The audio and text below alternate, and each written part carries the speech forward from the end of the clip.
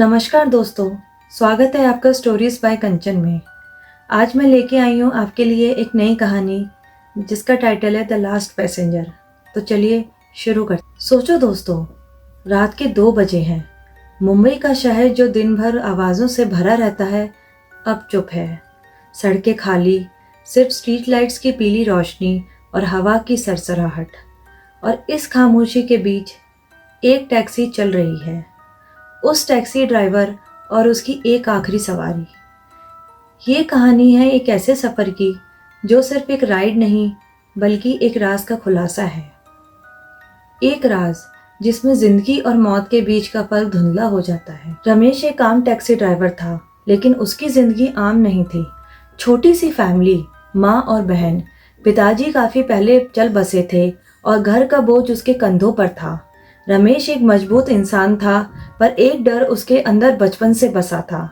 बचपन में उसकी दादी उसे रात को कहानियां सुनाया करती थी, भूतों की, कब्रिस्तानों की और उन लोगों की जो मौत के बाद भी अपनी मंजिल ढूंढते रहते हैं। उन्होंने एक बार कहा था, बेटा, आधी रात के बाद सड़क पर जो मिलता है हमेशा इंसान नहीं होता। ये लाइन उसके दिमाग में गहरी तरह से बस गई और शायद इसी वजह से रमेश हमेशा रात की राइड से बचता था। पर मजबूरी के आगे डर कब काम आता है। टैक्सी स्टैंड पे हर ड्राइवर की अपनी कहानी होती है। कुछ अपने पैसेंजर्स के बारे में फनी बताते हैं, कुछ डेंजरस इंसिडेंट शेयर करते हैं। लेकिन रमेश ने कई बार सुना था, अरे तुमने दादर वाला आदमी सुना, वो जो 2 बजे आता है और कब्रिस्तान तक राइड लेता है। कोई उसके साथ लास्ट तक गया नहीं, पर उसके साथ गायब हो गया। ये बातें रमेश के जहन में कहीं ना कहीं दबी थी। उसने इन्हें र्यूमर समझकर इग्नोर कर दिया था, लेकिन उस रात उसका सामना उसी कहानी के असली चेहरे से होने वाला था। दिसंबर की ठंड, लेकिन मुंबई में ठंड इतनी यूजुअल नहीं होती। उस दिन हवा अलग थी। रमेश जब टैक्सी स्टैंड से चला, उसने महसूस किया जैसे हवा में नमी और एक अजीब सी सर्दी है।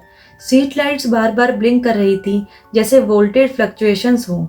उसका मन में कह रहा था कि आज घर जल्दी चले जाओ, लेकिन मीटर उतरने का मन उससे एक और पैसेंजर लेने पर मजबूर कर रहा था। और तभी वो आदमी सामने आया। सफेद कुर्ता, पुराने जमाने का कोट और एक ब्लैक हैट। उसका चेहरा स्ट्रीट लाइट में भी प्रॉपरली नजर नहीं आ रहा था, सिर्फ एक शैडो जैसा। उसने सिर्फ इतना कहा, भैया दादर ले चलो। उसकी आवाज में एक अजीब सी शांति थी, जैसे वो दुनिया की हर बात से ऊपर हो। रमेश ने मीटर उतारा और गाड़ी चल पड़ी। टैक्सी के अंदर सिर्फ इंजन की गुर्राहट और हवा की सरसराहट थी। पैसेंजर बिल्कुल चुप। रमेश ने एफएम रेडियो ऑन करना चाहा, पर स्टैटिक ही स्टैटिक। रियर व्यू मिरर से देखने की कोशिश की, पर उसका चेहरा हर बार धुंधला लगता। और सबसे बड़ी बात, जैसे ही पैसेंजर बैठा, टैक्सी के अंदर का टेम्परेचर सडनली गिर गया, हीटर भी फेल। ये सीन देखकर रमेश को अपनी दादी की बात याद आ गई, बेटा, आदमी का असली चेहरा हमेशा रोशनी में दिख जाता है। अगर अंधेरे में भी कोई चेहरा ना दिखे, समझ जाओ कि वो इंसान नहीं। रमेश का दिल तेजी से धड़कने लग गया।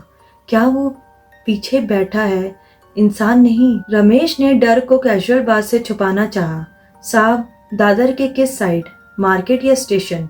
पैसेंजर ने धीरे से जवाब दिया, स्टेशन के पास, वहां जहाँ कब्रिस्तान है। रमेश का गला सूख गया। किस इंसान को कब्रिस्तान के पास उतरना होता है, वो भी रात के 2 बजे? उसने हिम्मत करके पूछा, साहब, आप इतनी रात को कहाँ से आ रहे हो?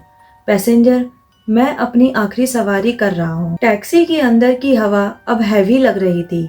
रमेश को लगा पीछे कोई मूवमेंट नहीं है। उसने मिरर में देखा, सीट खाली थी। उसका दिल गला तक आ गया। दोबारा देखा, पैसेंजर बैठा था। उसके हाथों में एक अजीब सी मुस्कान थी। उसके कांपते दिमाग में एक ही बात गूंज रही थी, आखिरी सवारी। एक बार रमेश के दोस्त ने कहा था, वो आदमी जो कब्रिस्तान में उतरता है वो असल में एक पुराना केस है। 20 साल पहले एक नौजवान दादर के कब्रिस्तान के पास एक एक्सीडेंट में मर गया था। तब से वो अपनी मंजिल तक पहुंचने के लिए सवारी ढूंढता है। ये याद आते ही रमेश का खून जम गया। जैसे ही टैक्सी कब्रिस्तान के पास आई, सड़क और भी सुनसान हो गई। स्ट्रीट लाइट्स एक एक करके बुझने लगी। कुत्ते जोर जोर से भौंकने लगे, जैसे किसी अजीब चीज की प्रेजेंस फील कर रहे हों। रियर व्यू में देखा, पैसेंजर गायब। टैक्सी रोककर पीछे देखा, सीट गीली थी, जैसे कोई बारिश में भीग कर बैठा हो। गेट के पास वो आदमी खड़ा था, इस बार चेहरा साफ दिख रहा था।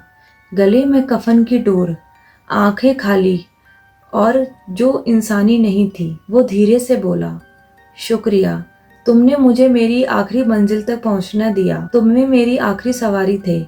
और धुंध में घुल गया। रमेश उस रात टैक्सी वहीं छोड़कर भाग गया। घर पहुंच के बुखार में गिर गया।